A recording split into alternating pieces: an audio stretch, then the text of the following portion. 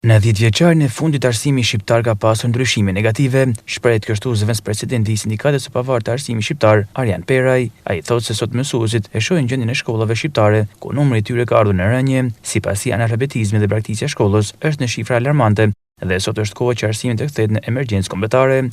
Peraj foli dhe për pagat e ulta të mësuesve. 7 marsi është një ditë reflektimi dhe rikujtimi. Me këtë rast unë dua të bëj krahasim 10 vjeçar të ndryshimeve negative të arsimit në Shqipëri. Sparit në vitin shkollor 2013-2014, Shqipëria rënditej në PISA në vendin e 51. Vitin e kaluar, në një 10 vjeçar, ajo shkoi në vendin e 81. Të gjithë mësuesat të sistemi marrin mend dhe shohin edhe sot gjendjen e shkollave shqiptare. Nëse në vitin 2014 ishin 2140 shkolla, sot janë 1460 dhe në thënshin shkolla alla atyre.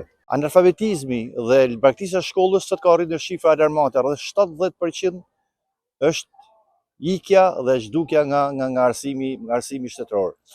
Nëse në vitin 2014 ishin 46.000 maturantë nga cilët 3.000 shkonin në shkolla jashtë dhëut, sot matura e këtij viti maturanta janë 22.000 vetë dhe kanë aplikuar 10.000 vetë ikën nga Shqipëria.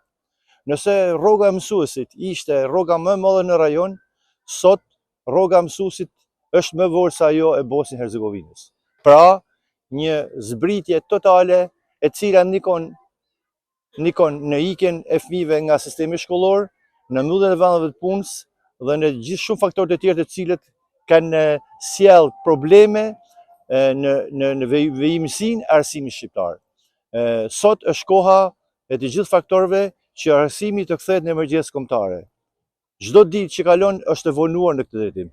Për të gjithë ato faktorë negativ, Peraj thekson se qeveria duhet të rrisë buxhetin dhe të kthejë shkollën e binar. Spari duhet të rrisë buxhetin të paktën në 5% të GDP-s, sepse është buxheti më i vogël në gjithë Evropën dhe ky buxhet që sot mburret afër 3% më shumë shkon për sportet, për rinin se sa për arsimin.